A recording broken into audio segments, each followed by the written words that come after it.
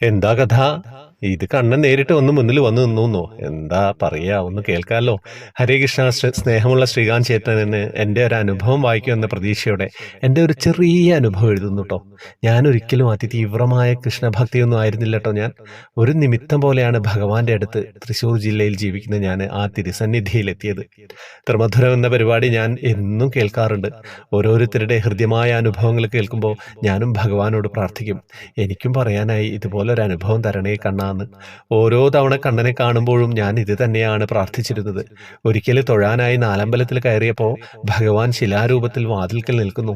എന്നാൽ അടുത്ത തവണ പോയപ്പോൾ ഭഗവാൻ ഒരുപാട് അകലിൽ നിൽക്കുന്നതായാണ് കണ്ടത്. ഞാൻ കൂടെ വന്ന കുട്ടിയോട് പറഞ്ഞു, ഇന്ന് കണ്ണൻ ഒരുപാട് ദൂരെയായിട്ട് ഇപ്പോൾ അല്ലേ കാണുന്നത് എന്ന്. അപ്പോൾ ആ കുട്ടി ചോദിച്ചു, അപ്പോൾ എന്നും ഭഗവാൻ ദൂരെ തന്നെയാണല്ലോ ചേച്ചി എന്ന്. അല്ല, എന്നെ കാണാൻ, എനിക്ക് കാണാൻ കണ്ണൻ ആ ചാരത്ത് വന്നിരുന്നു. അത് ഞാൻ പറഞ്ഞു ട്ടോ. എൻ്റെ കൃഷ്ണാനുഭവം ഓരോരുത്തർക്കും ഓരോരോ രീതിയിൽ കണ്ണൻ അനുഭവങ്ങൾ സമ്മാനിക്കട്ടെ എന്ന് സ്നേഹപൂർവ്വം മിനി.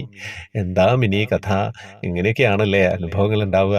കണ്ണൻ അടുത്ത് വന്ന് കാണാൻ ഭാഗ്യം കിട്ടി. എന്താ പറയേണ്ടത്?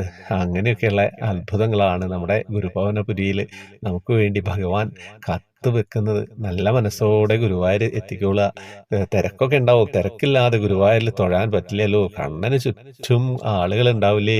ഗോപികമാരുണ്ടാവും, ഗോപന്മാരുണ്ടാവും, എല്ലാവരും ഉണ്ടാവും. അതാണ് ഗുരുവായൂർ.